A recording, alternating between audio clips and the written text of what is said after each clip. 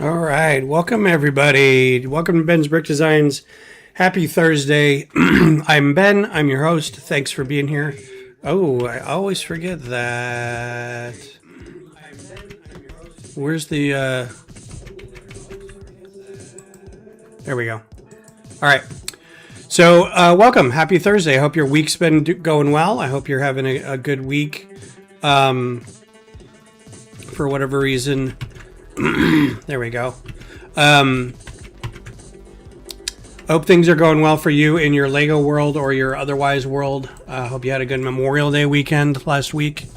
The 3 days off, if you had those.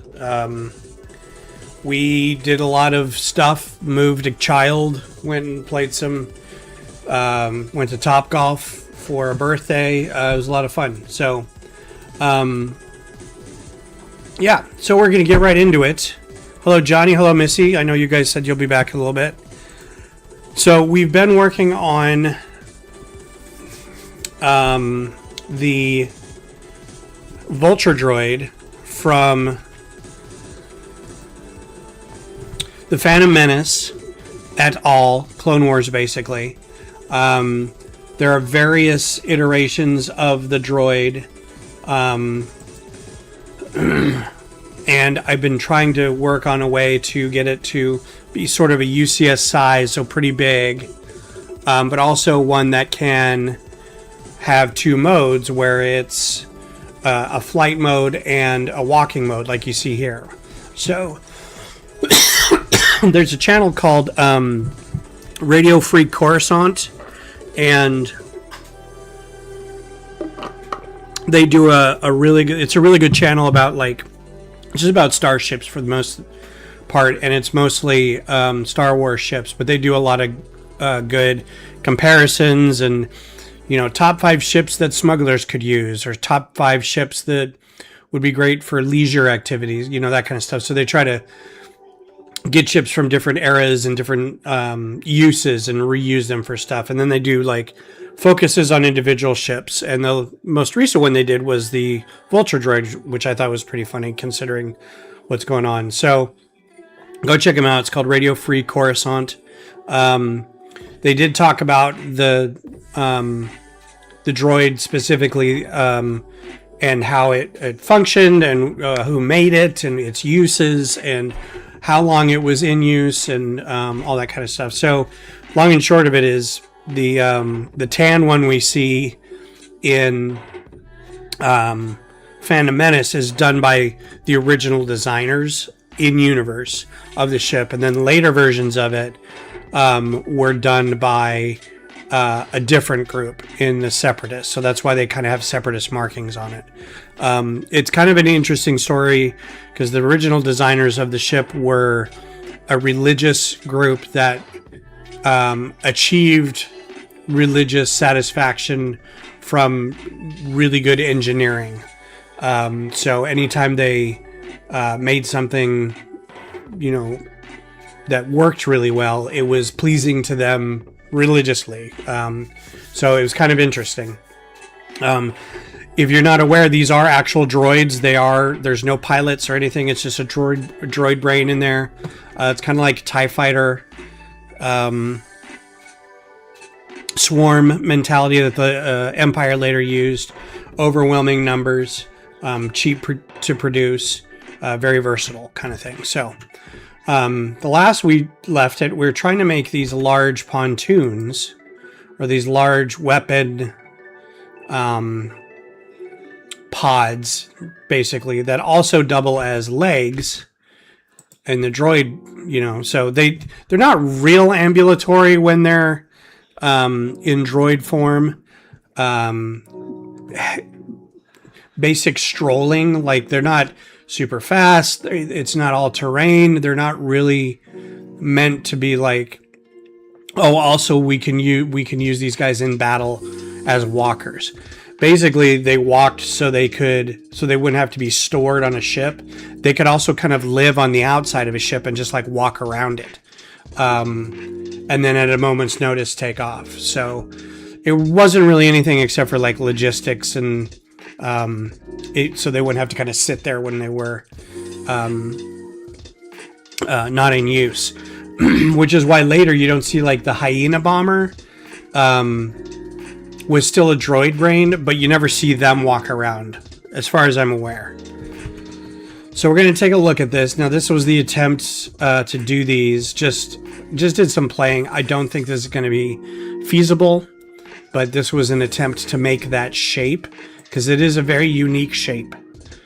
It's, you know, it's kind of like an eighth, maybe a quarter of a tapered cylinder, sort of like not even a cigar shape. I don't even know what this shape is, but it's kind of hollow on the inside. And this is Sketchfab image, so obviously this is somebody's rendering of it. There's different ones. This is from Battlefront, the video game, so you can see. Actually, it says it's from DeviantArt, but this looks like the Battlefront background and everything in here. You can kind of see like it's just kind of scooped out in the middle here. So to get this shape is going to be a real challenge, and it has to be pretty big. I think what I'd like to do is put a minifig in here for scale. Let's open up. Let's just see if we can grab one. Nope, one that's already grouped together. Oh, you know what? Let's make a droid. Let's put a droid over here.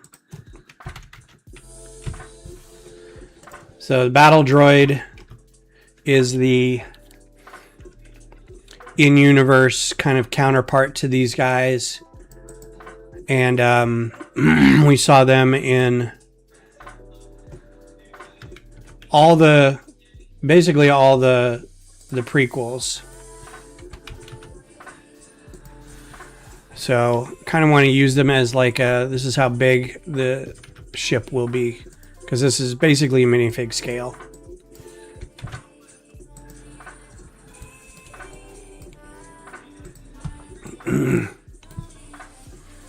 What's up, Chris? How's it going? That's always been a contention for me, is things that are named the way they are in science fiction. There's no real way around it. Star Trek tries when they say, like, you know, not a Thorian, that's Star Wars, but like a Romulan ice bat or something like that. And you're like, wouldn't they just call him something else? Like, wouldn't they call him like a Mlark or something, you know, something completely made up? It doesn't have to be a Romulan bat or a Klingon something hog. You're just like, okay. They do have some names that are unique. But for the most part, it's like, yeah, Falcon, Vulture, Hyena.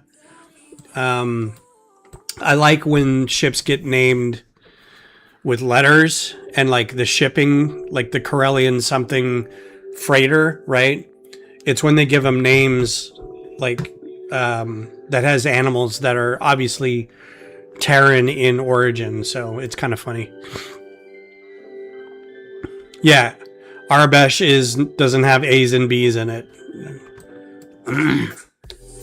Yeah, that was an instant limitation. You know, George Lucas is like, wow, it looks like an X. That one looks like a Y. Why are you calling this one a B? It's a blade. Okay. So I was thinking about this shape too. This is a good shape. But I was thinking about making this whole section a little thicker. And one way to do that would be, and again, I know I don't need this, so I don't need this either. Well, I'll keep this, because it's about the size or the length that I want it.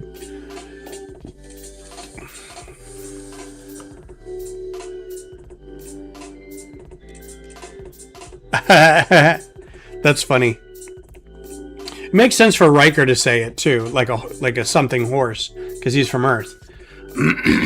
But the fact that the Tarkalians have something called a horse. I know I got rid of the head, working on the head. I think what I'm going to start doing is like building out This is going to be a little more complicated, but instead of, what I tend to do is build the shape that I like and then try to make it work internally versus like, all right, give it a good structure and then make the shape on the outside of it. Sort of like, and Chris can appreciate this, two schools of how to do figure drawing is, you draw your gestures and your skeletal structure first, and then you wrap the details around it, versus starting with your details and then trying to make all the details work together. They may not end up really good looking spatially because you've started with the details without really giving it a structure underneath it. I think most, at least graphic novel artists, comic book artists, will do real loose, energetic gesture drawing first, but it's skeletal, it's simple shape, so everything makes sense once it's all together. Otherwise you end up with like a cubist sort of, your eyes don't quite line up, and it's, you can see drifting on faces and parts of the bodies wrap around weird. Sort of the same thing with this, is like, I've got, that's the basic shape of the head, but inside it's just hollow and nothing's holding it together. So may want to start building, the frame, the snot brick frame, to then start wrapping the shapes around it. And hopefully that dictates the type of shape that you're building. That said, I wanted to look at recreating this front piece, but have it kind of angled down a little bit. The problem with recreating some of these ship shapes with Lego is, and I'm going to have to find one that is like a head on. This is pretty good. But you can see how thin this piece is. And if we don't have a really head on,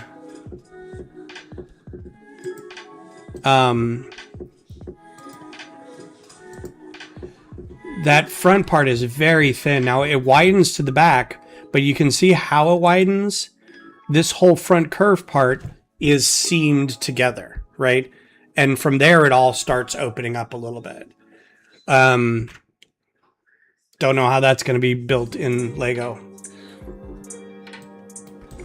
And again, it's because we don't have really good curved plates.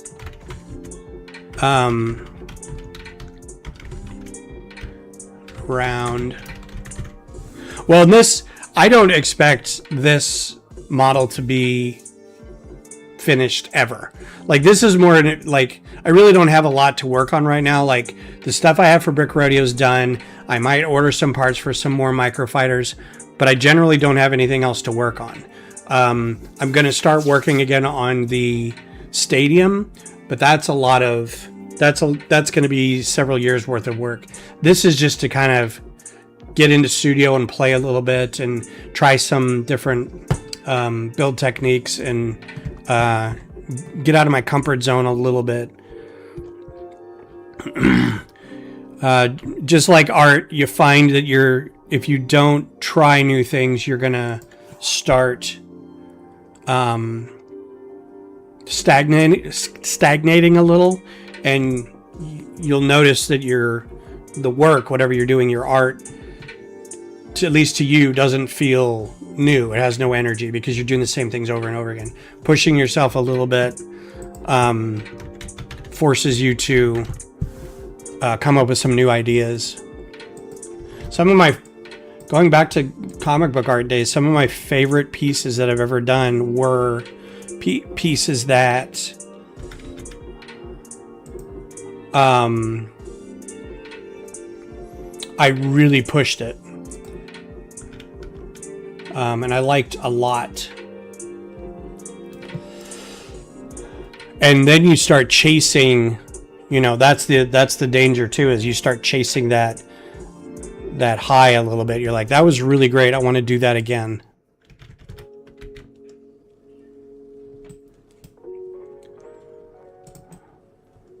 Not quite.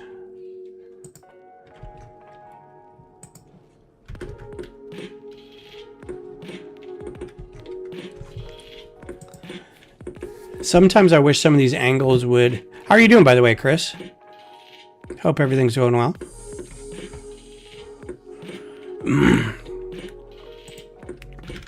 It just feels like that is too abrupt of a turn.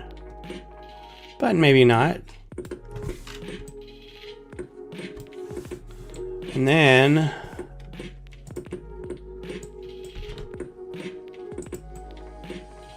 It's pretty big, but it's a good roundish looking. Cool. Glad I'm here to keep you company.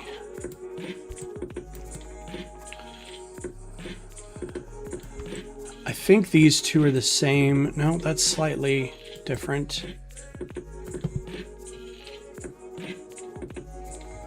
Yay, Saturday morning streams. What are you going to end up calling that?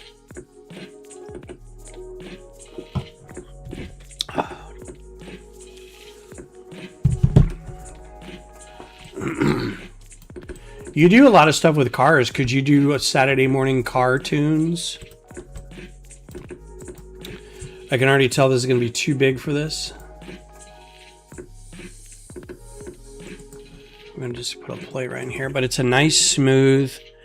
To me, this is pretty smooth. It's a pretty nice rounded. Not too shabby.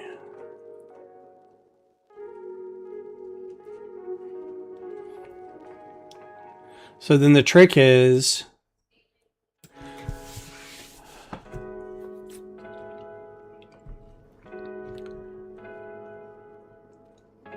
just had an idea with it. The problem with doing it the way I was just thinking of it is it's really hard to do the exact same shape underneath something this thin with Lego, because there's not always the corresponding, like if I just did, there's really big slopes. I don't think they're in tan. I'm going to try to keep everything in tan. So like that's all in tan. That's great. That all works. There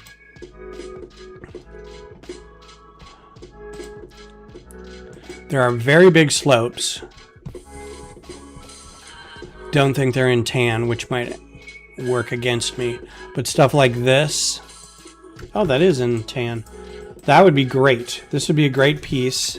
And honestly, I would be okay with like staggering it a little bit. You know? There's these guys. They don't come in tan, so that's a shame. These guys don't. These guys do. These guys I know do because they were in the Capitol. Built a lot of those. These guys, nope. The newer one, nope.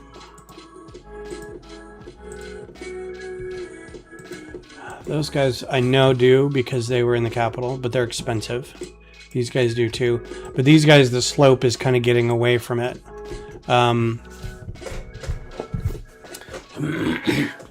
But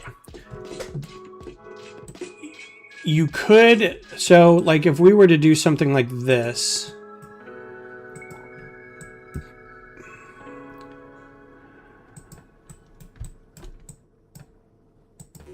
I don't know why that wouldn't work here.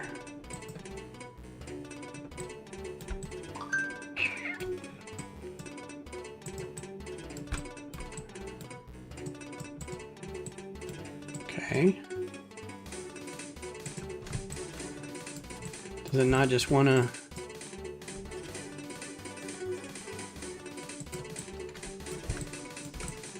Don't understand this, but okay. Yes. The whole bricks and minifigs thing is really tragic. And I only say tragic because I know I have worked with a few. There's a bricks and minifigs here in Austin. There's two that I've gone to where the staff is just amazing. They do a lot with the community. I don't buy stuff from them usually. The most I bought is Beth will go in and get bags of loose brick for her practice. Lego helps kids open up when they're doing therapy. So she'll just go get random pieces and just be like, here, build. She has to replenish it every so often because sometimes kids will pocket stuff or build stuff and walk out with it, and that's fine. Doesn't matter. They've hosted our lug meetings. One of them does a lug discount.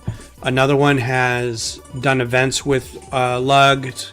We've got MOCs up in their windows. They've just treated our group really, really well. And to hear what's going on with this one location and corporate in general is kind of a gut punch. It's really, really traumatic. So obviously not a fan of whatever corporate's doing this with everything, but it's just hard to like, you don't want to necessarily punish the franchise owners, but the only way for them to really appreciate,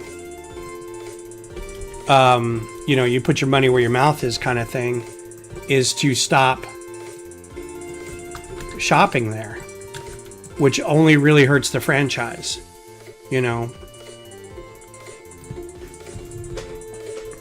No, they're terrible.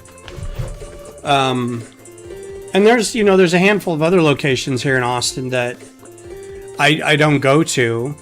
One's way out in Bee Cave, which is kind of like on the south west side of town. It's technically not Austin. The city is Bee Cave, but it's like adjacent. And they're very nice. There's one that just opened about 5 minutes from me. I haven't been to it yet, but apparently they're very nice. What's up, Cliff?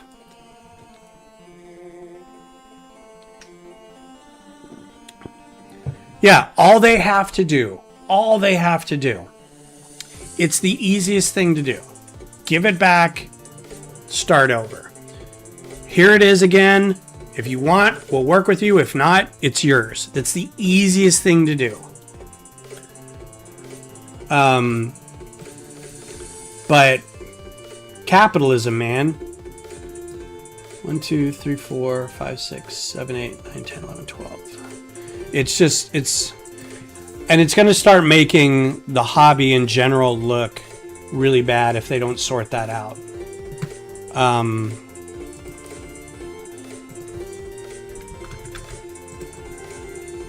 Because while I do feel bad for them, I know that they're going to have to start not taking calls from people,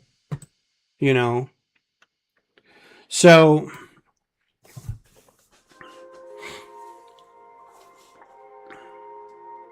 well, here's the thing about Lego.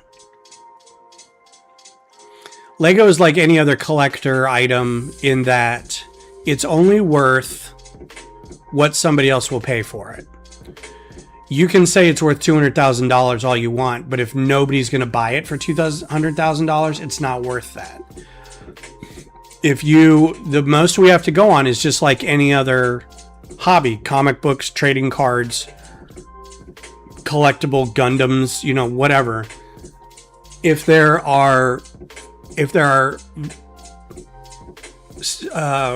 there's data showing average movement of sale prices, this is one set over the past 6 months to a year, it is sold for $100, right? Then yeah, you can say, well, it's probably worth $100. But when it starts getting up to like the hundreds of thousands of dollars, that's going to be a wild swing. That's going to be 50,000 one side or the other, because you don't know. You could, especially if you give it to a Bricks and Minifigs. I took a couple sets to a Bricks and Minifigs, and I got 20% of what I paid for them. Some was a lot of it also was like I brought in open stuff that was already built, but I also brought in some sealed boxes. But at that point, like, I know that happens. It happens with comic books. It happens with trading cards. It happens with memorabilia of all kinds, right? you're not going to get what you paid for out of it unless you hold on to it for a little while and sell it at not a resale market location, right? If you sell it to an individual on eBay or Facebook Market, sure, you could make a little more than that. But if you're taking it to a shop that all they're going to do is flip it to sell it back out, you're not going to make any money off of that.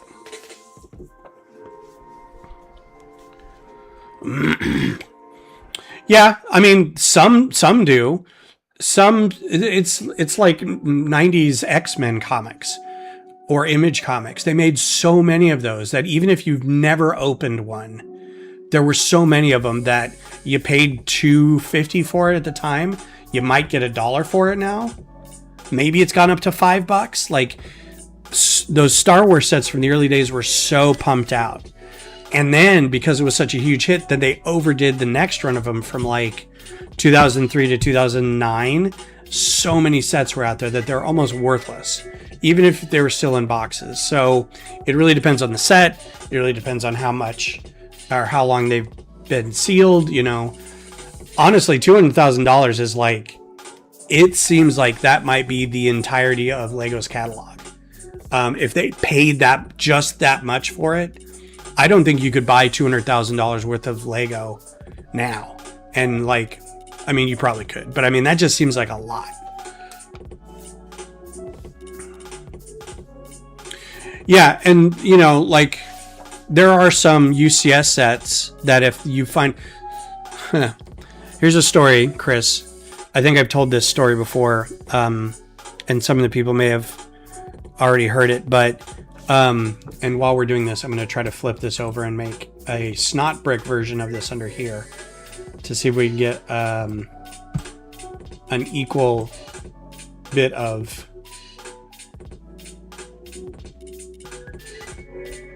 So I don't like this because there's these big chunks right here, but just for play. There was a, well, let's look it up. There was a Holiday X-Wing that was a employee exclusive. So this is a Christmas X-Wing that was made, I don't know, 2012? When was this? 2019. So not that long ago. I think it retailed, and I'm just going to guess, 1,000 pieces. It probably retailed for I'm going to say $120, but you couldn't get it because it was a Lego employee gift, right? You couldn't buy it in the store. If you were to look at sellers in the US and you do only new sealed sets, $1,200. So this obviously is a little different because it's you couldn't buy this, right? Limited numbers in the world. Yeah, even right away, I know a guy in our group who had one or has one. So we have this thing. Did it have a metallic 3PO? I didn't think so. I think it was just had a Yoda and a sweater,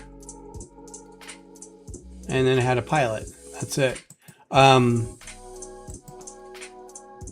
it just had those three. Yuletide Squadron pilot. We had one of these. We had an auction at Brick Rodeo one time, and this went for about $5,000. All of the money goes to Children's Hospital, and I think at that point, a lot of it is people trying to one-up each other. But all the money goes towards Dell Children's Hospital. But it just, I told my wife, I was like, we're going to the auction, the charity auction. She's like, you're not going to buy anything, are you? I'm like, no, but you have to come see the craziness. Usually there's one or two sets that just people are just, that's the one that everyone's going to do. And this was one of them. So even at $1,200, that's a lot. But then there's like, you know, other retired sets that are bigger that, you know, $3,000. I mean, it's kind of ridiculous. Oh yeah, the metallic 3PO. I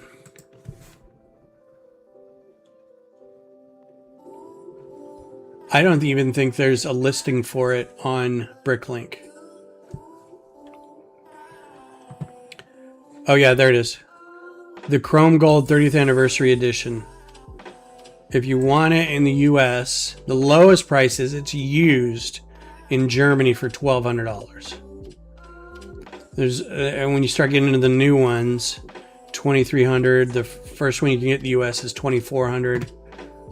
Yeah, it's kind of ridiculous. So, but yeah, I mean that's a certain percentage of the 200,000 if they've got that in that group. So it is just kind of a mess though. And again, it impacts everybody in the hobby because it looks bad for everybody. It looks bad for mostly bricks and minifigs. 100%. Like they are absolutely the villains in this. That is too low. And I'm on pretty good speaking terms with the one that we have here because I sold them a MOC of mine and they currently have a MOC of mine in their window. And so like on a regular basis, I'll message them and be like, hey, do you need that for anything? Because I'd like to take it to this event. And they're like, nope, come by and get it. Okay, that's not going to work. You can see that little gap there. I don't think it's even a plate worth. So the snot brick may not work here.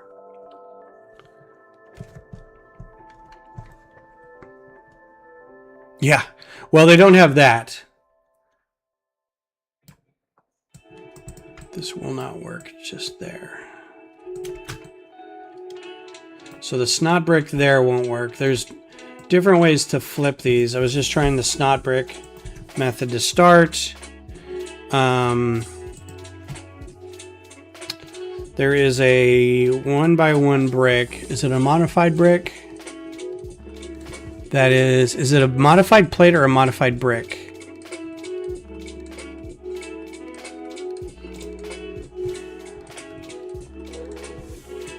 One by two. Yeah. So these little guys are pretty great because you can use these to flip a direction. If you get two of them, and then you get a bar.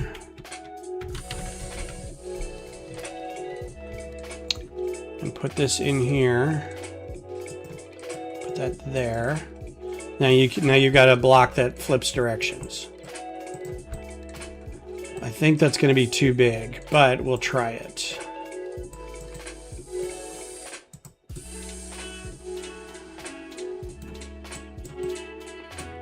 I don't even know how a shop would put up all those microfighters. Yeah, that's too big. If we had double the plates there, that wouldn't be too bad.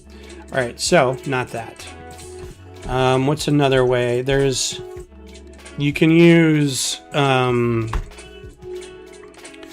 modified plate. These guys can flip plate directions just by doing this, but you need a lot of them. And they tend to bump into each other.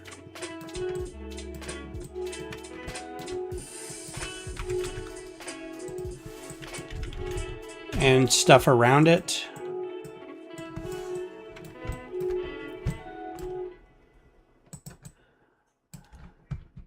But that's a good fit. So that's a good fit from there. So that's, you do a bunch of those. But then you got to fill in this area, and this is already going to be, by the time it gets up here, it's going to be pretty thick. And it's already also bigger than this. So I'm not saying that this couldn't also be bigger.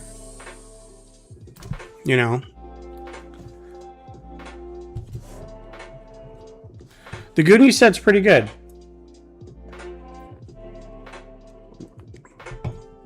I actually kind of wanted to get it.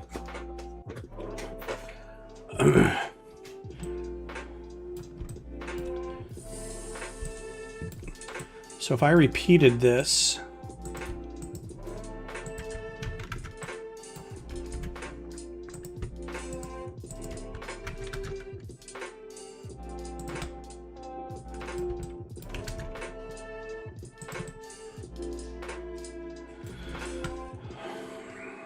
I wish I could figure out. So the next thing is to see if I could fill in.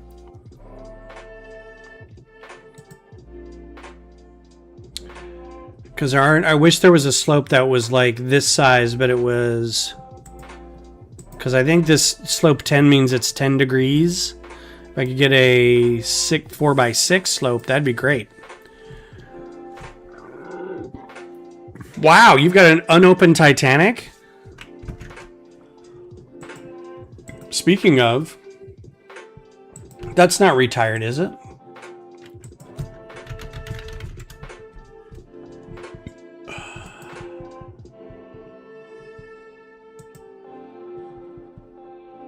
Let's see, new sealed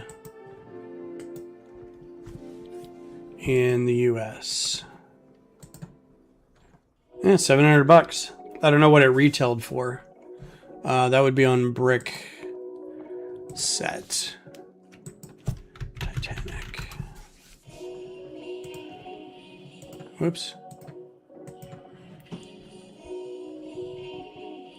Come on, give me info.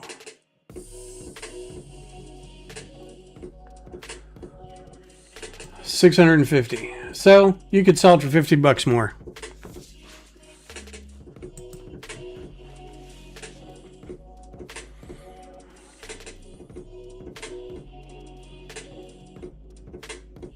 Well, here's the thing. Like, if you go to Facebook Marketplace or Mercari,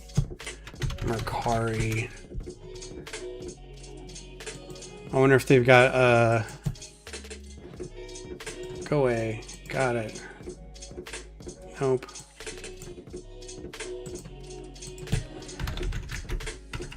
Got a guy who visits the channel quite a bit,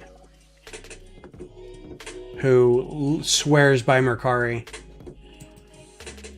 Here's one that's like new, banged up box, unbranded pieces. Okay, that's not even Lego. That's unfortunate. Compatible. Like, I don't like when you type in Lego and it's like compatible. Yeah, so sealed. Somebody's selling it for $950.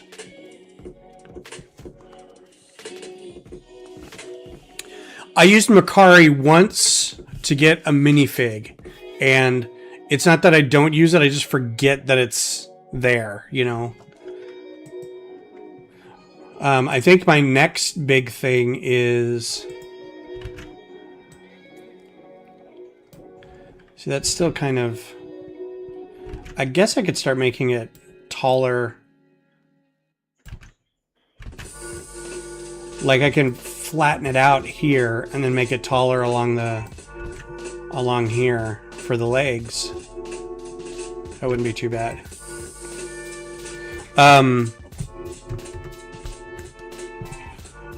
I've always wanted to part out a UCS Y-wing because it's one of the I have all the other UCS Rebel starships, but I want a Y-wing. And that's another thing. The UCS U-wing that one Italian designer made, that was like a limited run of like 200, and now you can't get it. You can't get it anywhere because it was a custom thing. So this is part of the reason I don't like using. This is a good example of why I don't like using just slopes. You can flip it and make the slopes underneath, and that doesn't look terrible, but it doesn't look great, right? So you could almost do the same thing the Enterprise did. In fact, the Enterprise's hull, its disc shape, is a pretty good example of how to do. See if I can show you an example of what I'm talking about. So if you have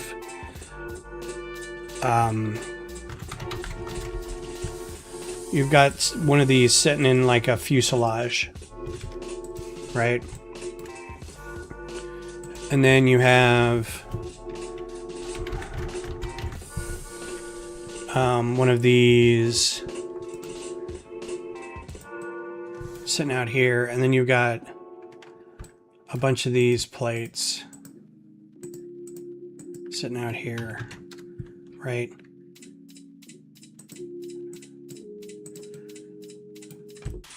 So now you can just ever so slightly drop this, like, oh wait, I gotta make sure they're connected.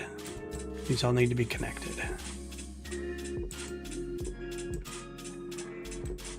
So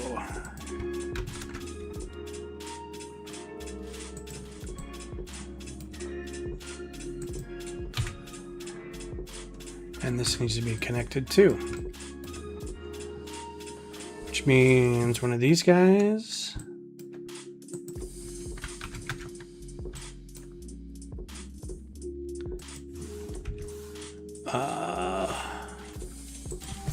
making this harder than it needs to be.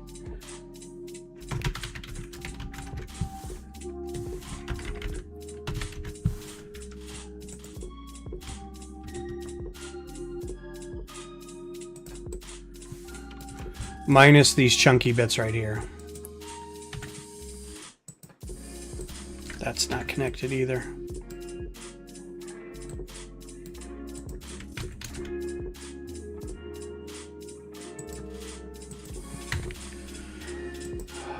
So now this whole thing can lay down a little bit. And you don't need to go very far. You go 5 degrees, and that's all you need, right?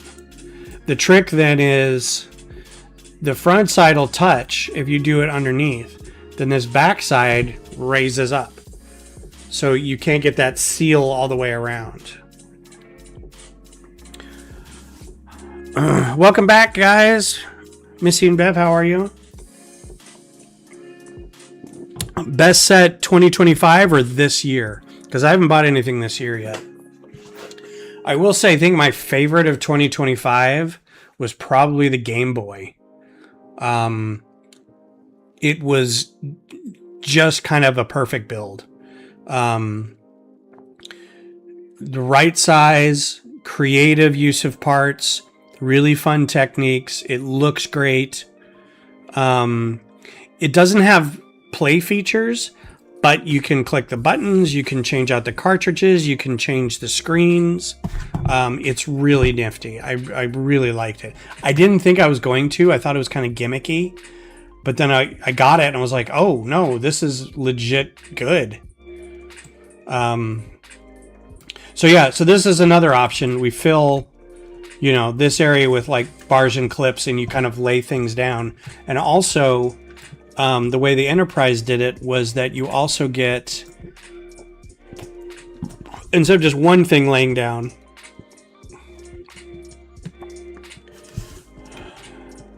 you get one of these and then a clip. Let's just do this. And then to get an angle,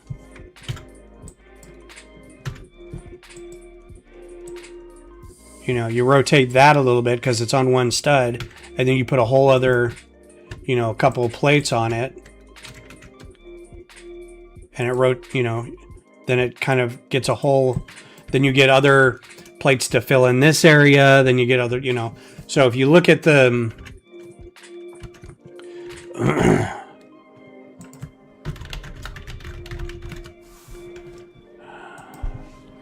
I'm going to see if there's a good shot of the,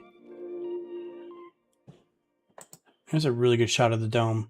So you can see how it's made to, and to some extent, it does have bricks on the outside. So this level of detail right here is good, right? But then on either side of the dome, it's got these sections that lay down in basically like a hexagon, right? So you've got like, well, octagon, 1, 2, 3, 4. Yeah, so 8 sides all the way around. And they aren't, it's not completely flush. You know, it's close, but there's a little gap right there, you know. Then there's these triangular shaped gaps right here. It's not completely flush. So they're aware of how this isn't, like, you can't get this shape with given pieces, but engineering wise, this is a really good adaptation for it. So that's kind of what I may have to do with this. So given that I think this is a good shape, I could just make the rest of this a little bigger. I wonder how big, if this looks like it would fit in here pretty good. I still think that head is a little big, but I think this size of head would fit in better on this size. So I hate to abandon this, but I am going to take, I might expand these chunks of leg stuff and just push them out a little bit. And I don't think it goes too far away from like the UCS size of how big a ship could be. It might be a little big, but I don't know. We'll see. Watch grandkids today. A little tired, ready to relax. Well, slancha. Here's to you relaxing. So yeah, if we were to do this the same way as the Enterprise, we would have one section here. This would be, you know, it would start off here, and then it would probably have one, it'd probably just have two, or not, I'm sorry, 3 sections that then fall together. And that's the other trick, is these plates right here don't butt up against each other unless they fall at that angle. So if you just flatten these out, they wouldn't, and that's hard to do in studio because you're not, you know, you have to play with the angles a little bit. And I don't know what those angles are. I'd have to, you know, work on that.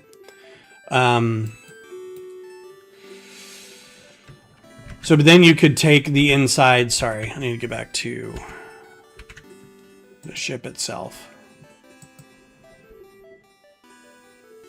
Yeah, because this is just, it's almost nothing. There's so little in here. Like, I don't even know if that's going to be...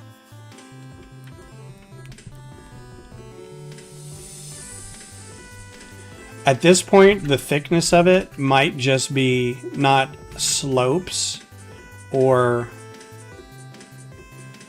but just like plates. Because it doesn't look like... It's really hard to tell. Like, I wish I could see a side view of this without the weapons pods in the way. Like, you kind of can see it here, but you can see how thin that is. And that's this part. You know, that's this part right here. That's like razor thin. And yet there's torpedo launchers in it. It's like, ugh, magic stuff. But then, like, underneath, you can have room for where the legs go, all the components for the legs. So, you know, that's available. You know, you can make this part a little thicker. But I think I've got it worked out. I think this is a good solution for that. I really need to try this in real life and see if it works.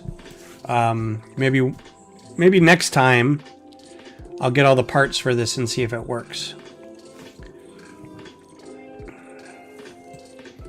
The idea being there's, you know, bars in here, and clips and bars generally don't stick for good, but they will stick. You know, you can pull them apart pretty easily, but they will hold, right? But they'll pull apart if you want them to. So while the legs are in here, they'll hold and they won't slide out. But then they'll be easy enough just to kind of pull out. And then there will be another clip for them to then fasten to so they don't easily push in. And then you can, you know, rotate the legs however you want. I think this method will work great. My only concern is then holding these in place. Because I can't put another plate in here. So, might need a little work there.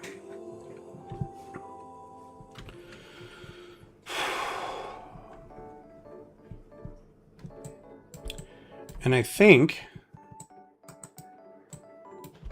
this needs to be bigger. So, I'm kind of all over the place, but if we wanted to make this work, I think this needs to be a little bigger, but it needs to also be able to fit. So here's the other thing. If you look at the droid body, while it covers, it's got this trench in here.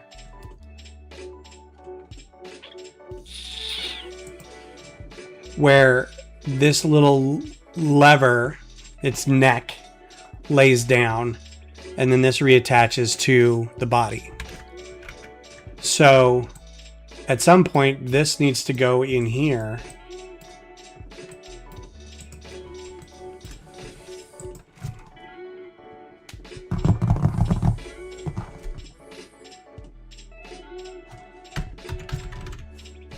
I know I have caps lock on, but oh, I updated Studio, so now all my favorite settings are changed for some reason. So that'll have to lay down in there, and then the head.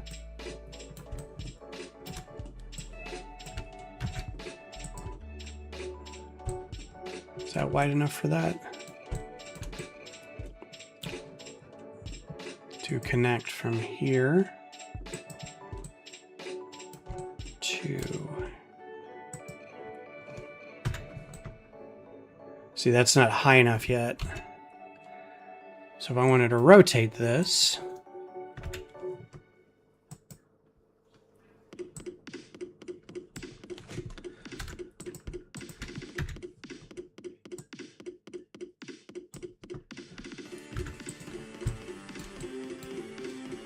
almost sounds like Tron. Nope, not duplicate.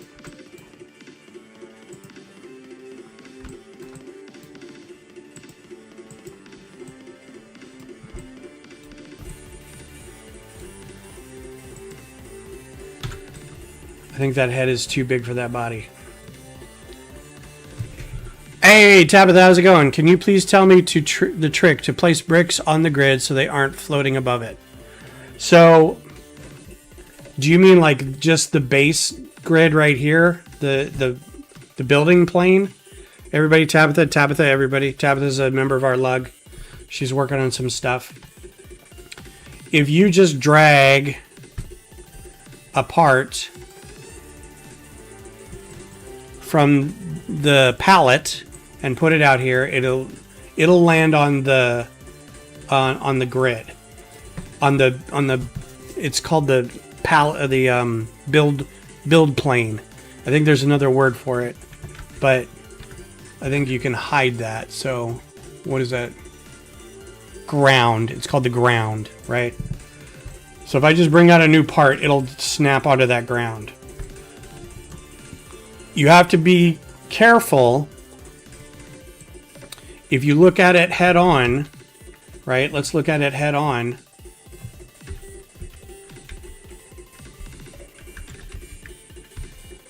Right? I've got my build plane out here, but if I look at it head on, what number was that? This is me looking at it head on. There's things that are below it, right? So any piece that's underneath here, you can raise up a little bit. And watch what happens when you raise these pieces up. Watch the build plane. It goes down with that part. So now, if I wanted to put this new brick out here, it's going to go to the lowest part. It's not going to go up here with the rest of this. It's going to go to the lowest part. So on your number pad, this is how I do it. You can do this brick up here too. Like if you had a orthogonal view, right? If you hit this brick, it'll change your view for you to be like dead on above, in front of, right, left. Your number keypad will do it too, right? So what I would do is hit one of your number keys, 1, 2, 3, find a dead on view, find one of these pieces that may be lower than everything else, and then highlight it, and then use your WASD keys, your W, just pull it all the way up till it's flush with everything else. There's no real key that says flatten all this out for me. You just have to kind of be cognizant of where all those pieces are. So right now the build plane is going to be, if I'm just eyeballing it, it's going to be right here with this. So if I kind of look at it, it should be right there now. And it's not, which means something else is keeping it low.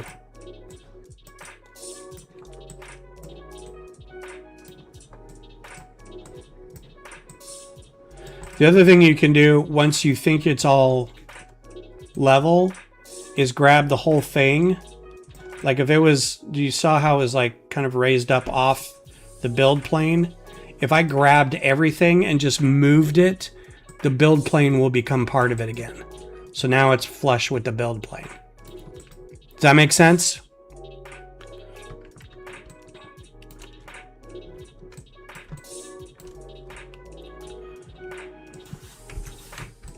I gotta get rid of all these little extra pieces that I have put out here.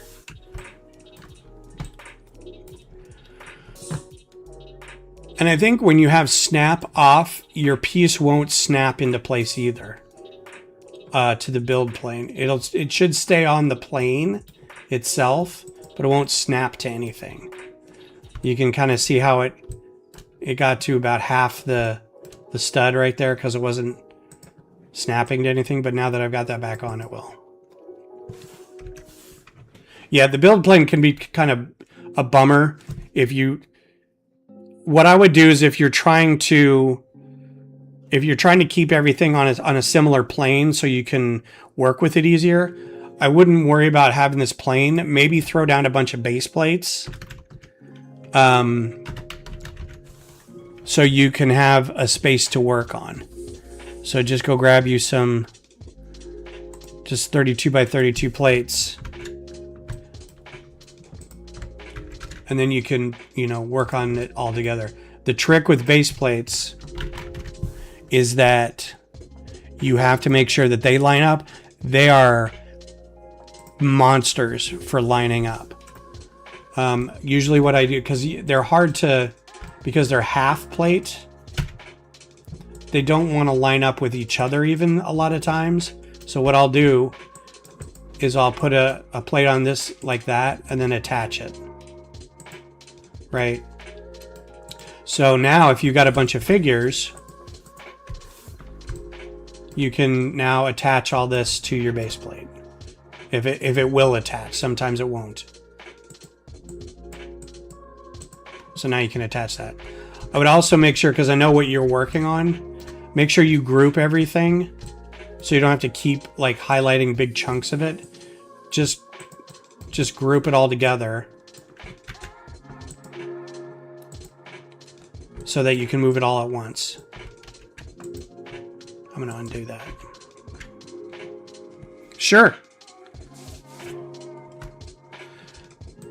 Yeah, the depth thing is kind of I can usually tell when I've been working on something too long without like cleaning up the space, is because I'll attach some, like you'll have your base model here, and then I'm kind of looking at the bottom and looking at the top, and I'm building above and below. And every time I build below, it pushes that build plane down a little more.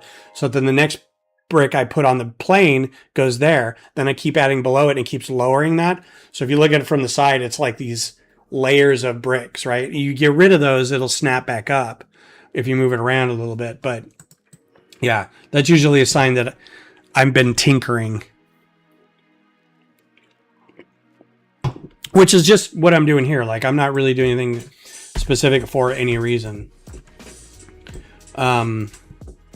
Oh, I did finish something. So I finished, I finished the Enterprise D. I was able to get this all attached in the back, and I figured out how this got 3 instead of 2, but I think it works just fine for that size. I added a little heft under here, and I could probably even add one more little plate right here to make it, you know, look nicer. But yeah, I think it works well. I'm gonna probably try to get the pieces for this for Brick Rodeo. I'm not really sure that I want to add any more microfighters at this point, but got the Broussard collectors figured out. Oops, that all went away. It's just these fishing rod plates again, and one of these doesn't connect to anything else. It connects to that, but then this all over here is its own thing. So it's a little wonky, you know, having this little guy in here, but I'm okay with it. So I think it looks good. I'm very happy with it. Just thought I'd show you because I realized I hadn't done the render for it and posted it yet. So, and muddle through without crying, may cry. Yeah, no quitting. It gets easy. Like the more I work with Studio, the more I realize that at some point it's a finite amount of tools that you can work with, and once you know them all, the software only upsets you. It's not like, well, I wish I knew how to do this. It's like, no, I know how to do this, and the software is just not doing what I want it to. Like the example you had where you were trying to place a plate, or you're trying to place a model onto a plate, and all it was trying to do was connect every plate in that stack to the plate that you were trying to connect to. Instead of intuitively, well, here's the bottom plate that doesn't have anything on it, I'm going to put that on top of this other one. It's going, nope, I'm going to try to attach it to every plate in between here. And that gets frustrating, which is why I was talking about that connect option where you hit connect, draw anti-stud to a stud, and it just makes that connection for you. So you don't have to try to drag it over there and make it without it like jumping and jerking all over the place. All right, so this was just set up. So if I were to do something like the Enterprise, let's see.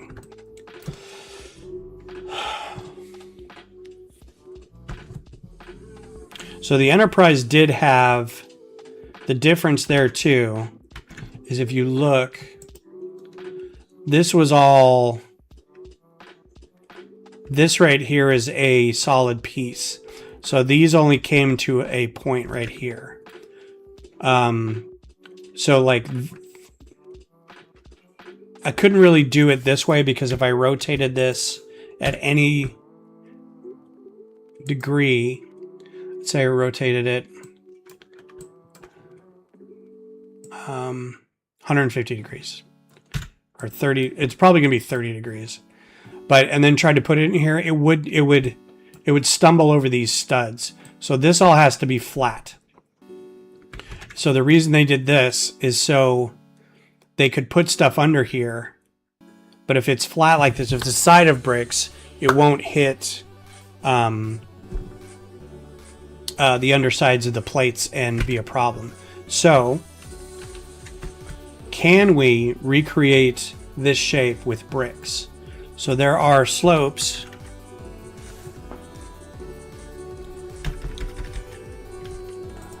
of all different kinds of shapes, and we want to keep it, except I don't want it to be that thick. I want it to be real thin.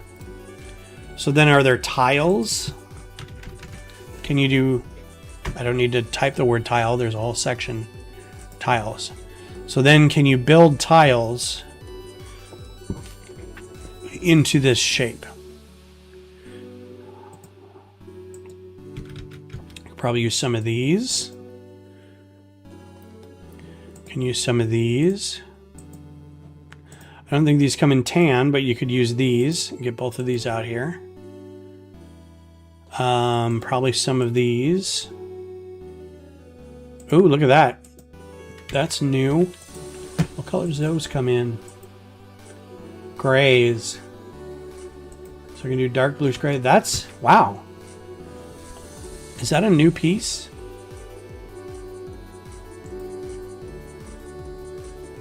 Oh, look at what they already have in Bricklink. This set like just came out. So there's a new piece for you.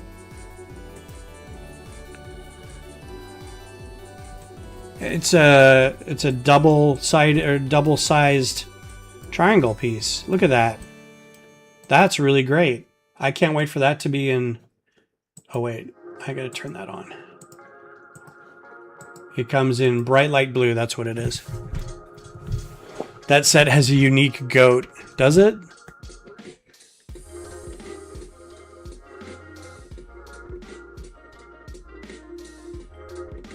The goat meaning it's got messy in it?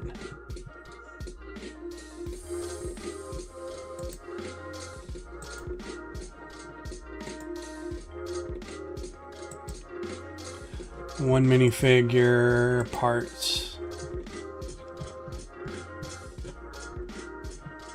Oh, come on. Make me look up parts thinking there's an actual goat in there. Alright, so this I'm not worried about because that's an unusable piece. These I don't think I can use. So the oh,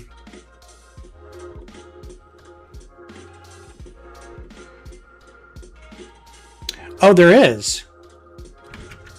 Okay. Is it a goat animal figure? Now I have to look up the set again.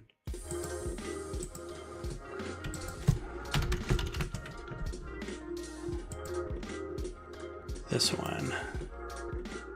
Parts.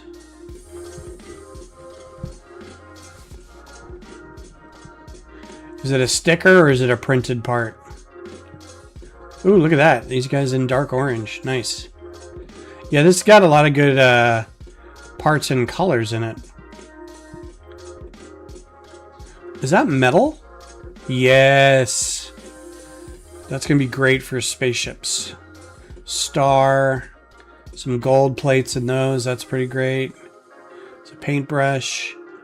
Horn. Ball. Is it this tile? No. It's going to be on the sticker sheet, isn't it? Doesn't show the sticker sheet. You think I'm going to troll you that badly? I don't know, maybe. Well, I don't see it. Unless it's a brick-built one. It had horn. It had a horn. Had two of these horns.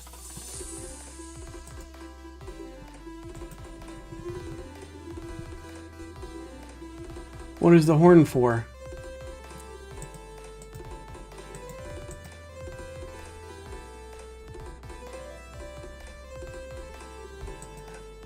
Well, there's two messy sets. Is it this one?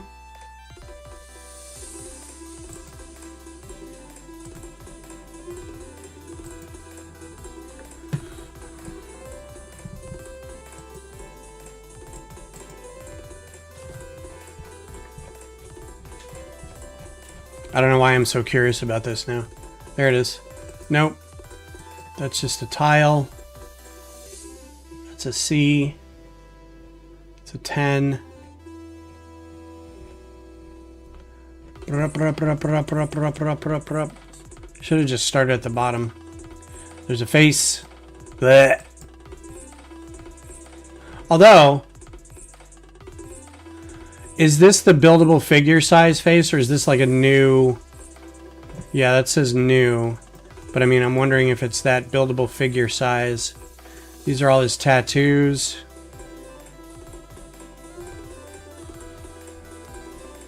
Because I'm still holding on to the idea of doing Centurions. Not in here either.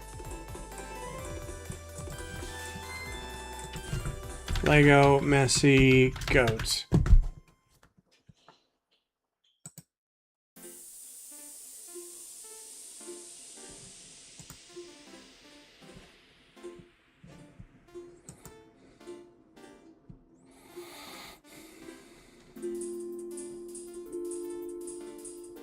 I think you guys are trolling me.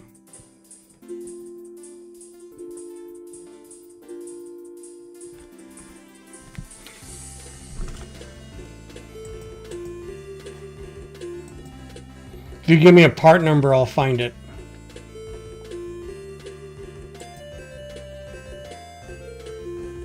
I didn't see it. I just scrolled through all the parts for it.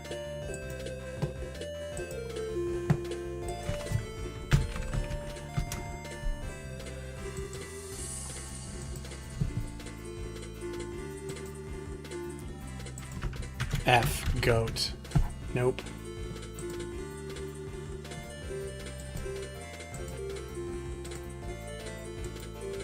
Parts. Control find, goat. Not in here. Blah!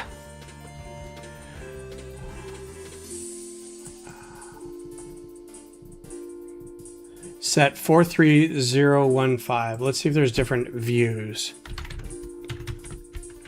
Maybe there's one that's got an image that's got it in there.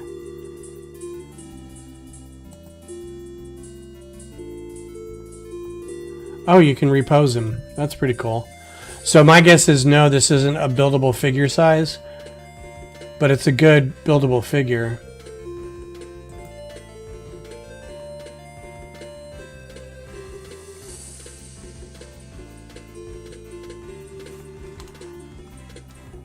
And if I type goat in with messy, it's not going to find anything extra.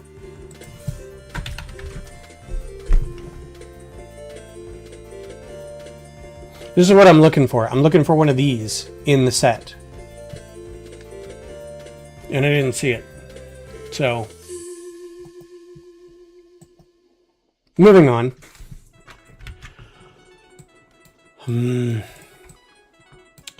So, let's see. Looking at tiles.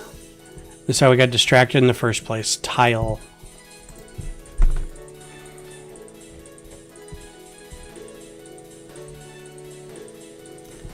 So in order to recreate this shape,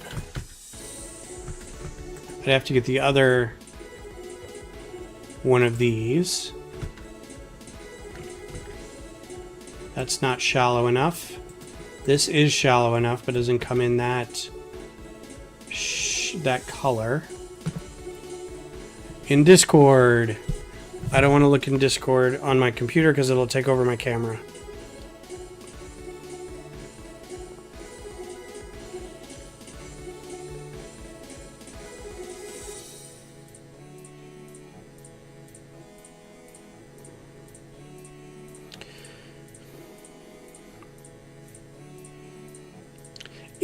But that goat is not in the set. I feel like somebody got a goat piece and just printed the number 10 on it.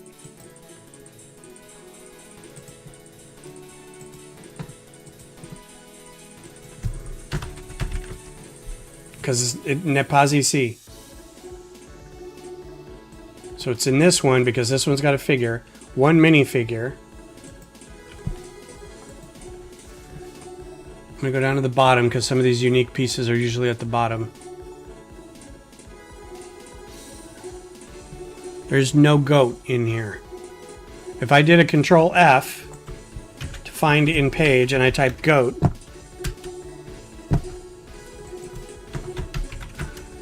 let's do goat. Part. 100 parts. And I'm going to scroll. This is the goat that they're talking about.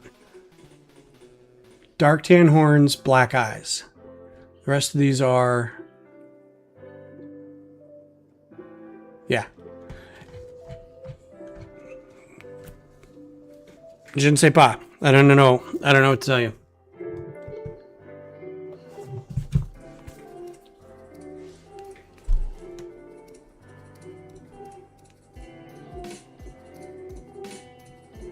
Oh.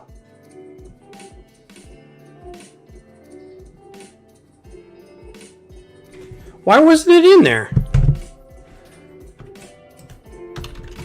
So this is, okay, in my defense, we've looked at two sets called Messy that aren't the 2 sets that were there. So there's a 3rd set.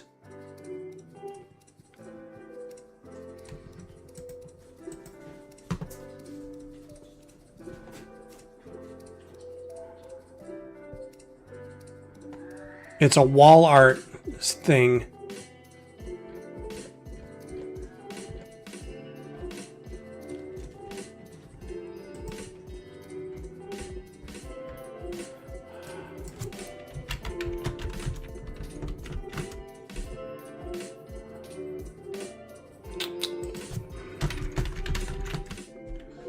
Give me a set number.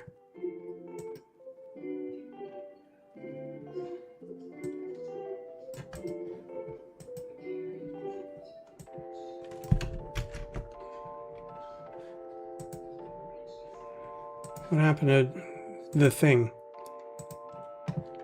This is hilarious. It's too messy, get it? Not found. Is this one not out yet? Is that why we're having problems with this? I can get it at Best Buy. Release date not yet announced. Okay. Next time, y'all making me go through Bricklink looking for a set that's not out yet. Tell me it's not out yet. If I go to lego.com and search, it'll probably be in here because it's not yet released. Pre-order. This will come out in like 3 days. Yeah, if we'd gone in here, we would have seen it probably right away. Oh, even in here, we won't see it right away. Does it have the parts on it yet?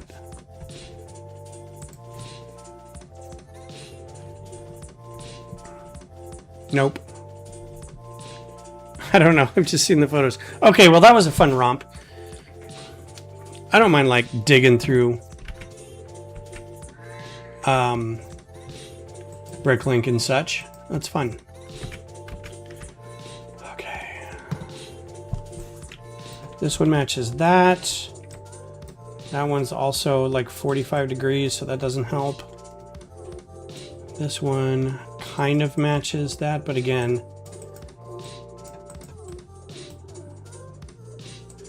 that's 45 degrees also. So all the tiles are basically 45 degrees. You know what? There's a whole other ass human in here that you could go yell at for your snack. I don't want you sitting over here in the corner just yelling at me. No, now I'm going to throw something at you. Get out of here. Get out of here. Go on. Beth, feed your cat. Feed your cat. Feed him. He's just sitting over here yelling at me.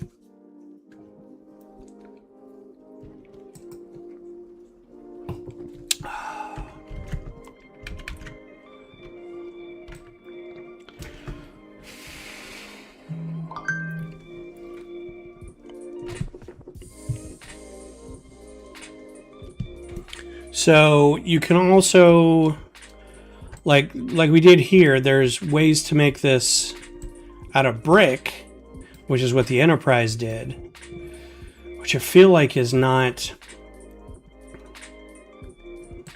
it won't keep it that razor thin, but I don't know how else to do it.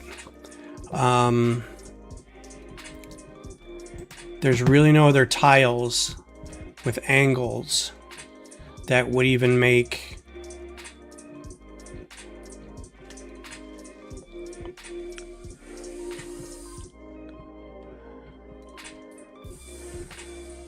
because tiles generally aren't things that they make really big ones of. So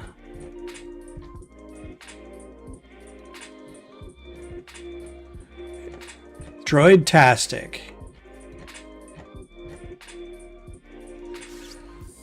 Alright, well, as much as I hate to do it, because this isn't going to give me nearly the same shape,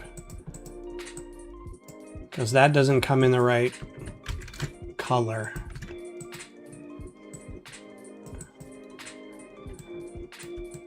And it would basically be 3 sides. And see how quickly that kind of comes in like that. So the other way to do it then is with slopes.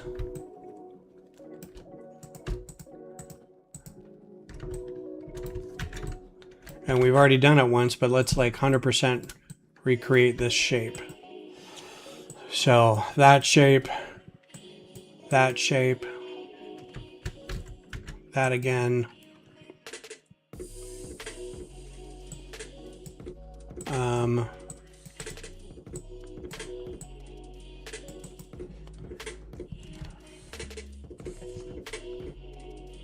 There are big, and these of course have to be tan. I'm not 100% that this has to be tan.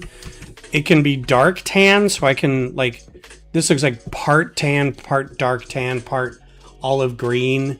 Like it just is tan for the base parts, but there's going to be parts like his head that are going to be different colors.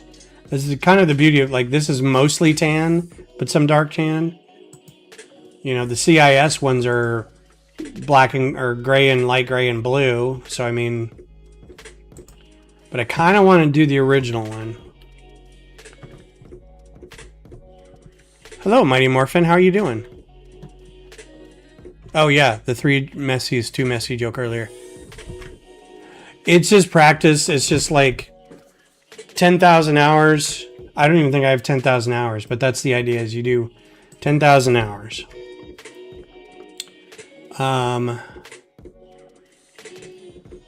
There's another slope. Also, you can make things faster for yourself by either you can type parts in here, like if you're looking for a slope of a certain degree or a certain type or something, you like there. I will usually click in through here with these common parts because it's faster than typing it out. But sometimes, hey Enrique, yeah, thanks for being here, man. It's all text log all the time in here, except for Johnny and Chris.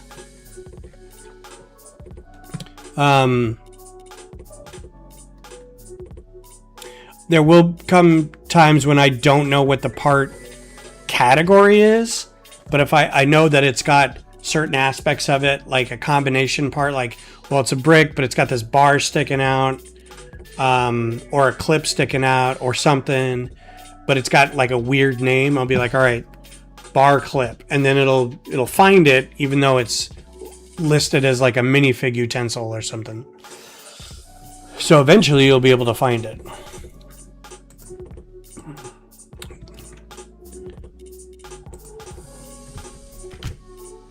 Okay. Oh, wait. Go back. Nope. So these big slopes, there are these big 45-degree slopes that I think are going to be too big, and they're not even really 45 degrees. They're just... Oh, maybe they are. No, they're more like 60, 55. Okay. And then there's these guys. So you can get pretty big with these slopes, but we want it to be gradual. So I'm trying to get...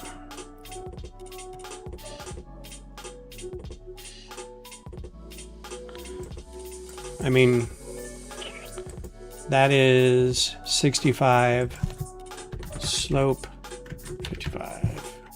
Yeah, that's about as... So between 65 and 45, you're going to have kind of a drop off there.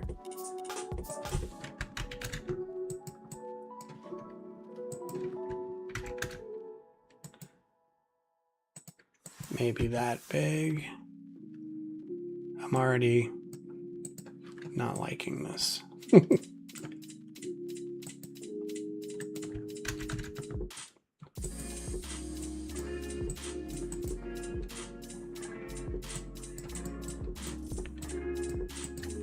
And then we can start doing this guy.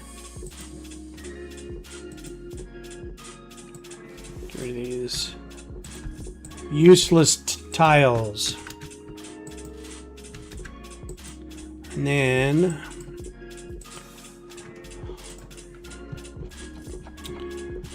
they come in even longer ones. And they come in pints. Is my... Okay, good. So I almost feel like this is even bigger now. Shouldn't have done that.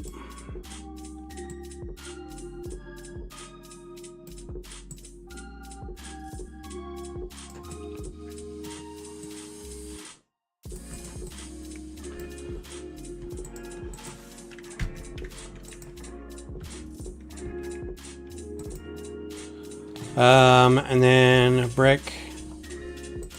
Those don't come in tan. Brick.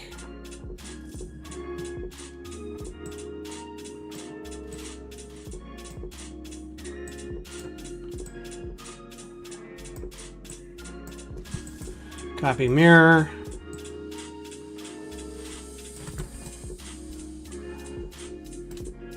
What are we looking at? Let's just do another 4.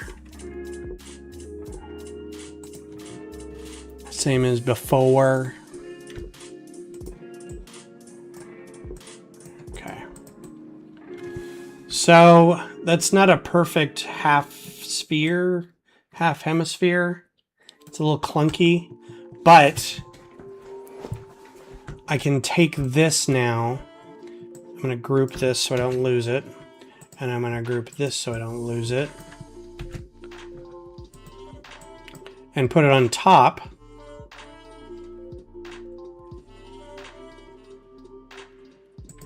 And make adjustments.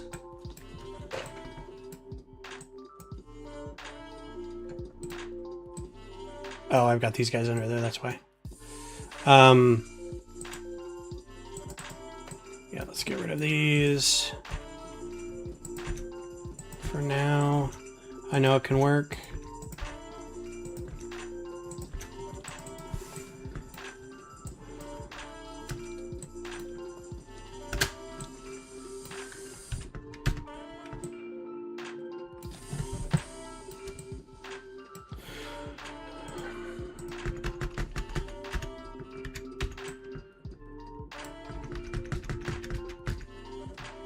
Okay.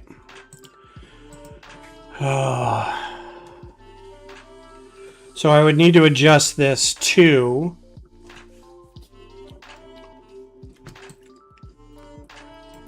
And how would this fit with that head?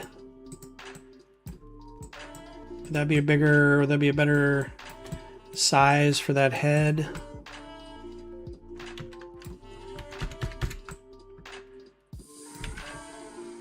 I think so.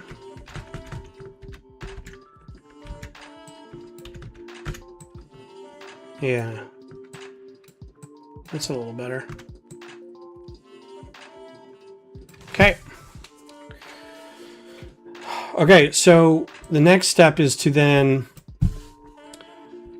not necessarily keep all this, but this becomes the framework for basically what's going to be like 3 different, maybe 5 different leaves. I'll call them leaves because it's kind of like, or petals that will, what'll happen is they'll probably attach in here. So we'll have one that won't attach to anything. It'll just be straight up brick.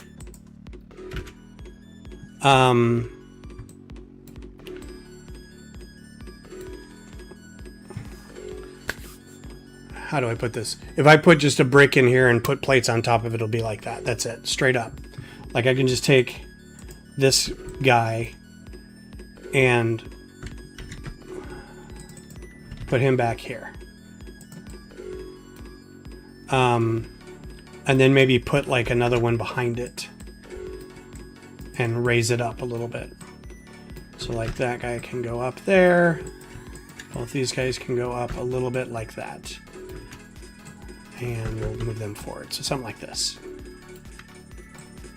Maybe a little lower, like that. And then that's as high as it's going to get, right? And then the insides of this now will be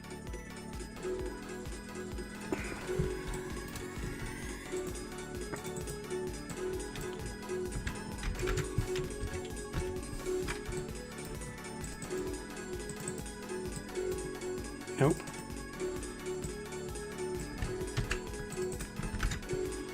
So if I rotate this, so this is the tricky part right here. Actually, not that.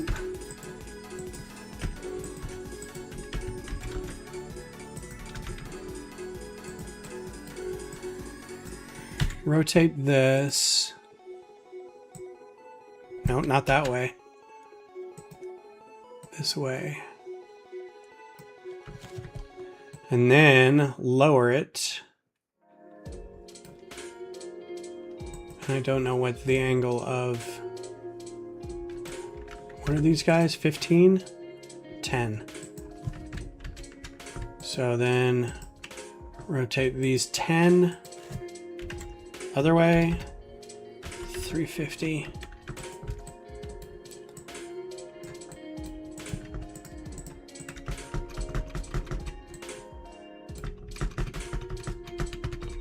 So then it becomes something like this.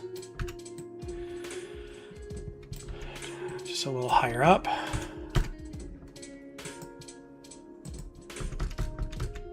So that'll match that. But then this will all rest on these bricks. See how that kind of rests on that? So this will all have just bricks all the way back in a circle like that. And then this will be another something like this.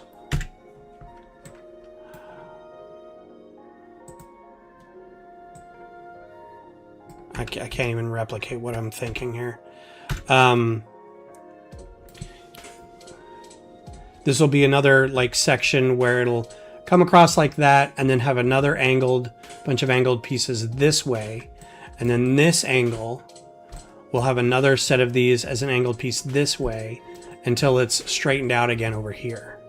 So there's probably going to be like one here and then one here. So like 5 total.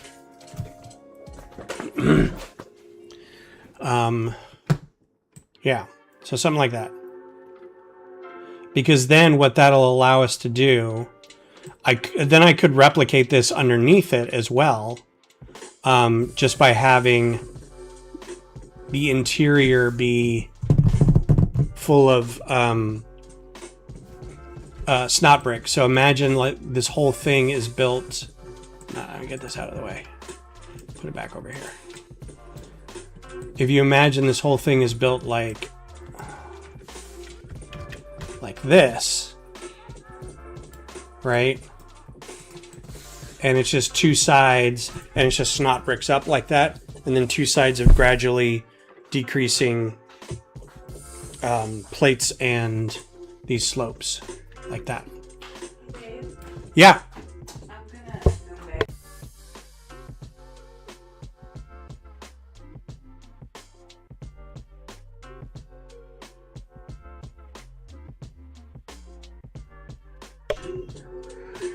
Send them outside when they need to go outside.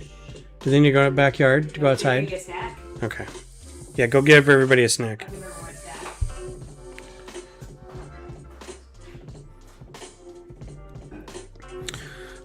snack. So that's what that would look like. And I think that would give us this. I keep pulling up this image. It's right here. I think that would give us that. It's hard to see head on.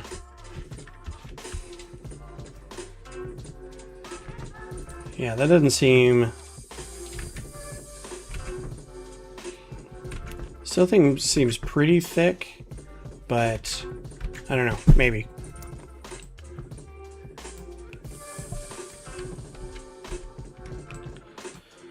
And then, so I think I'm giving up on this section here, right? So this can probably all go away. And this will be easy because I can do gray, gray, get rid of this. This is one thing that I want to keep. Go put this with the head. That could probably be longer, but I'll worry about that later. And then each of these sections, because I want to keep the legs.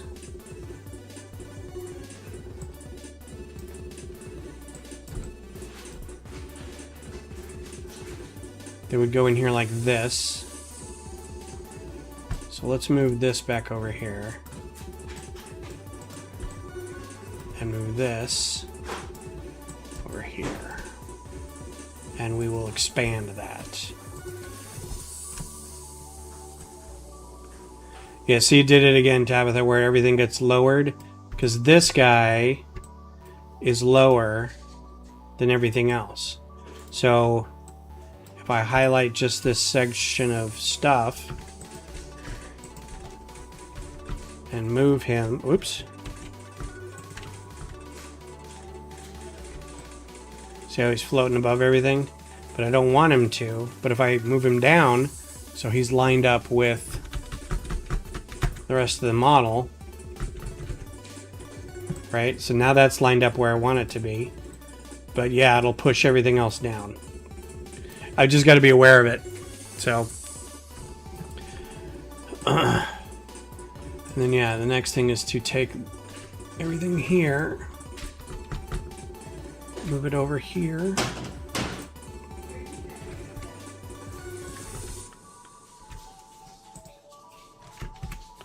And then attach those in the middle.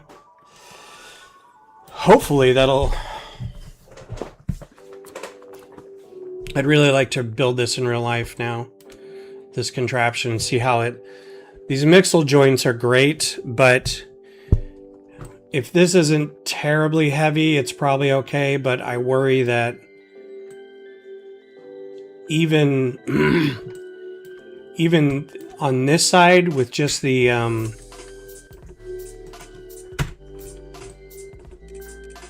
just them being in place like that, they'll droop or they'll fall. Getting, you know, these guys over there, if I were to do this,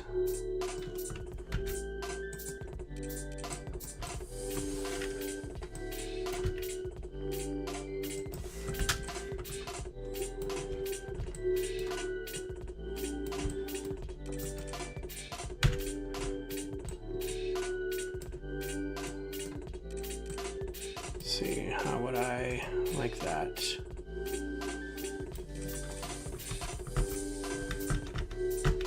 I don't know that would be enough to hold up that much weight.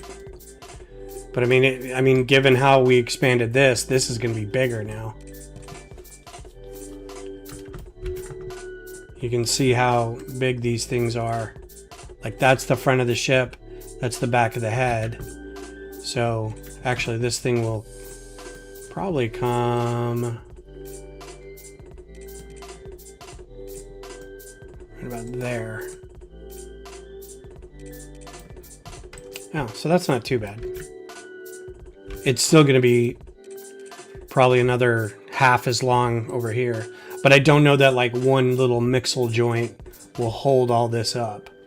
So might have to replace this contraption with the bigger joints, the bigger ball, toe and ball, socket and toe ball joints.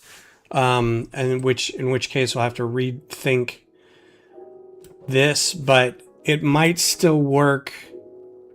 I'll just have to expand it out a little bit. And there's room now that this is bigger. Because this, like, I can push this all the way back. This can go, like, all the way over here like that.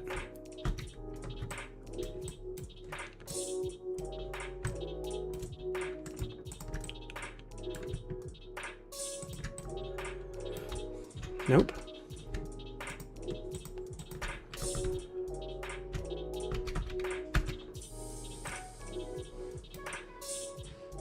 Something like that.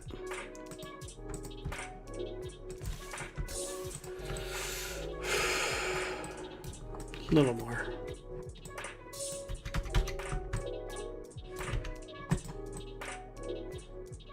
Yeah.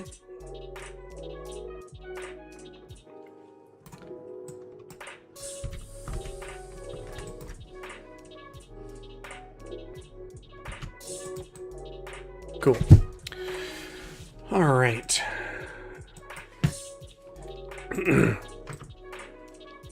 So the other sockets I'm talking about are these big guys. So in the grand scheme of things, they're not much bigger than those. And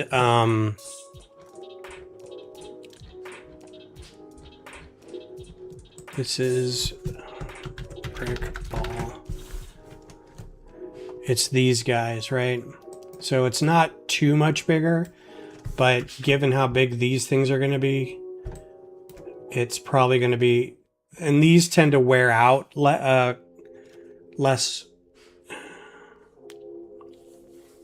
wear out later, not as fast. I don't want to say slower, but and there's all kinds of, you know, different contraptions for this. There's all different kinds of pieces for these that'll hook together. I could probably even use these ratcheting ones that have the I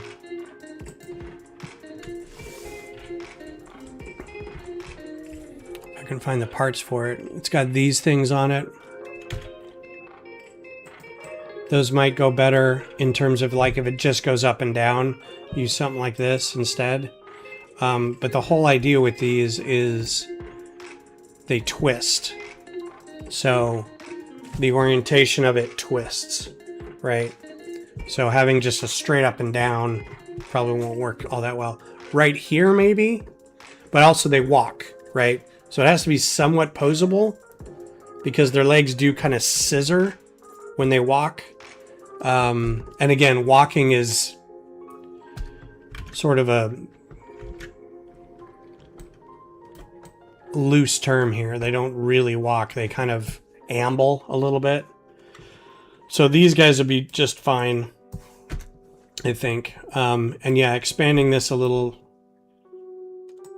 If we had 2 of these in each section instead of these mixel joints.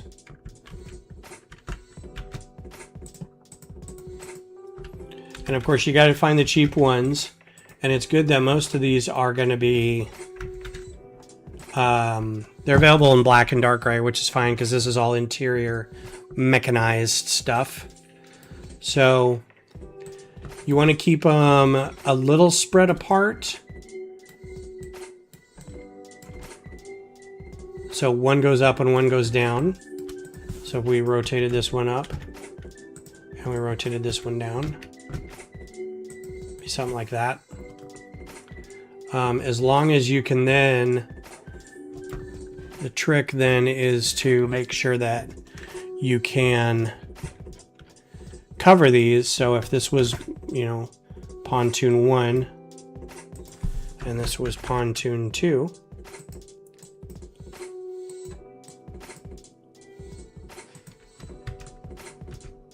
like that, that you can cover these bricks. And by cover, I mean,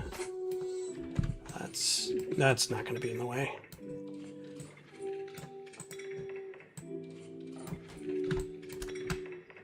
Put something on there to hold it. And these guys can be raised up a little bit. What else is keeping this down? Nothing really. Okay.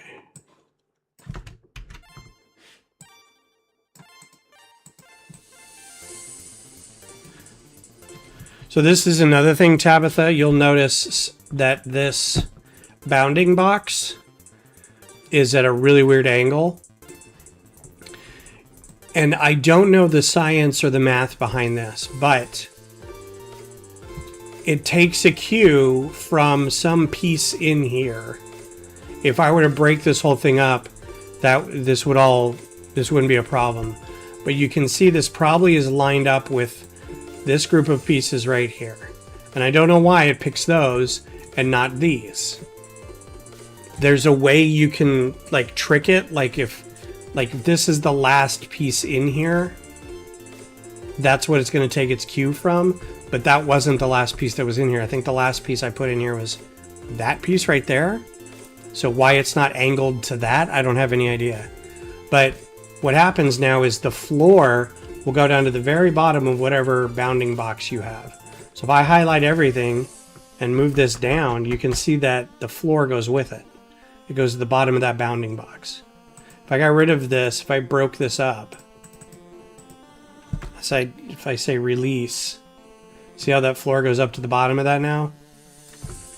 So that's frustrating too, and I don't like that. I don't know how to tell it not to do that in the software, but so anyway.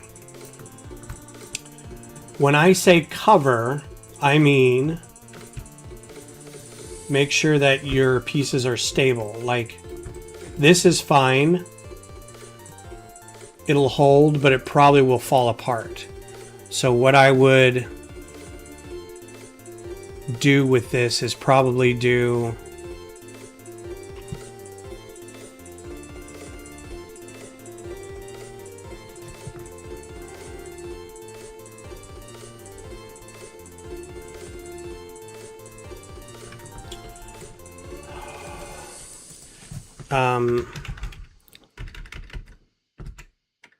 this is the one time I think I would understand why a designer does this. Because I know they've done weird stuff like this in the past. So I'll put a brick in here. But because I want the clutch power of this brick to also translate to the clutch power of this brick, right? Like that. But then I'm also going to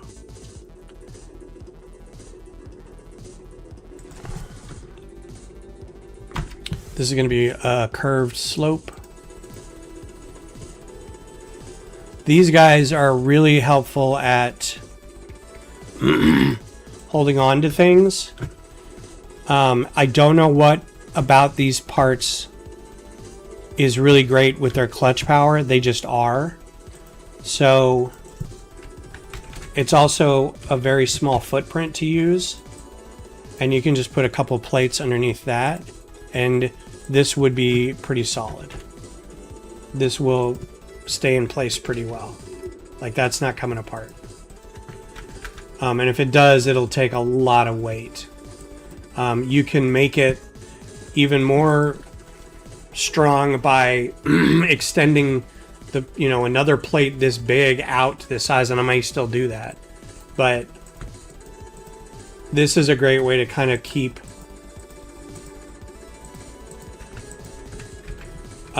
things clutched to another plate. So I'll repeat it down here, and these guys are now held together pretty well. So now when these guys slide out, I can repeat the process. This piece will be able to twist, which means this whole thing will rotate. This whole thing right here will rotate the other way. And then they can independently move on these bits. Now, if I wanted to make it so that they looked like it was one piece attached to the hull, you just fill in these areas right here. So that's totally doable. I'll try to remember to do this next time is rebuild. The next step will be rebuild the leg joint bits in here. Because I think this will be a good... And I don't need this anymore. This is gone. Honestly, I like these, but they're just too This is too many pieces, and it still doesn't make the shape that I want. It's close. It's real close. But it's just too many pieces. It's too unwieldy. These are being held together. The shapes are being held together by these swivels. And initially, when you get swivel plates from Lego sets, they're pretty good. They're pretty tight. Over the years, they're going to start getting loose. I've got some now from Futron days, from the successor to Classic Space's Futron, and they had a lot of white swivel plates, right, for little wings. But even those now, like, I can tell which ones are older. They're just flapping all over the place, and look how many to make this shape. I used a ton of them, but there's nothing anchoring them. So all these are going to do is slide all over each other like zoodles or pasta or something. It's not a really good.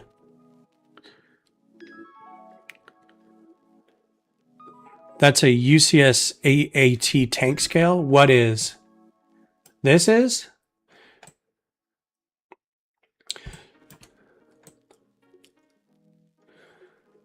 yeah, this may be getting too big, but I think it's okay. I don't want to get too much bigger than this. If that's the figure, I think it'll be all right. Yeah, it does kind of look like the front of the they honestly, they both do. So if you looked at an AAT tank, it's just an AAT.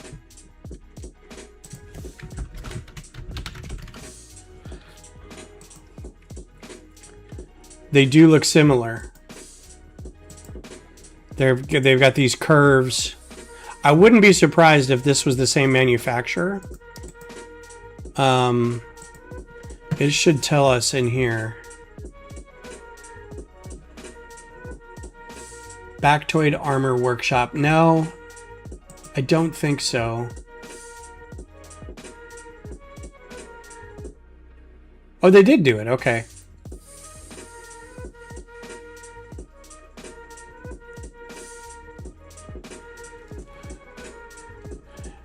Yeah, this is different.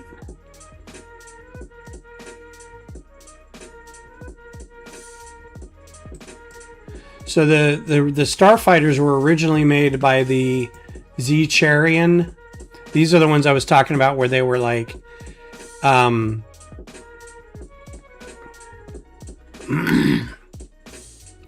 yeah, they did the Shithipede, the Vulture class Starfighters, and I think that's it. Apparently their religion was engineering. So they originally made the Vulture Starfighter that was then picked up by the Bactoid group, which was like a Techno Union subsidiary. And that's when you start seeing them in like the blue and the gray colors. That's the Techno Union Independent Systems. The Charians initially designed these to give to the Trade Federation, and the Trade Federation later became part of the Separatists. So it's sort of like, and the reason you can tell this is in some of the dimensions for the ships, like the Vulture Droid is like 2 or 3 different sizes. A lot of the Separatist capital ships are a lot of different sizes, and the thinking is because they were passed on to different manufacturers, and they just kind of did their own thing, and it ended up being different sizes.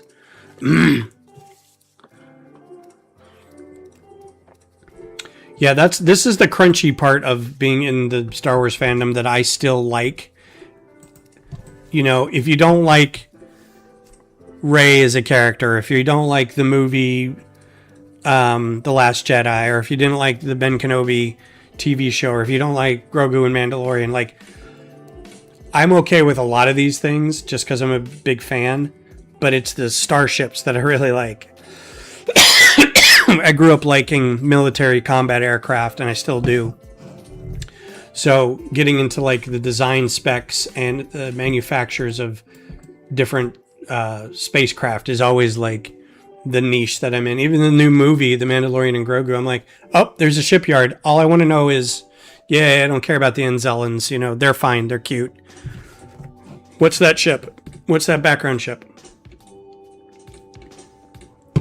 So, good place to stop, I think. Got a lot of good ideas out of this. Again, this is a tinkering project. I'm not really planning on getting this done anytime soon, so it's just fun to play with, get some new ideas, figure out what works and what doesn't. Play with studio, get some ideas about what can be done in studio, what needs to be learned, what chances you can take, that kind of stuff. So I hope you guys had a good time watching. Thanks for hanging out. I hope you have a good weekend. I think I'll be back Sunday. Oh, let me look to make sure. I always say that, but I want to make sure. Oh, yeah. Brick sorting thing at 1, but I should be able to be here on Sunday morning. If something changes, I will let you know. Otherwise, you guys have a great rest of your evening and a good weekend, and I'll talk to you later.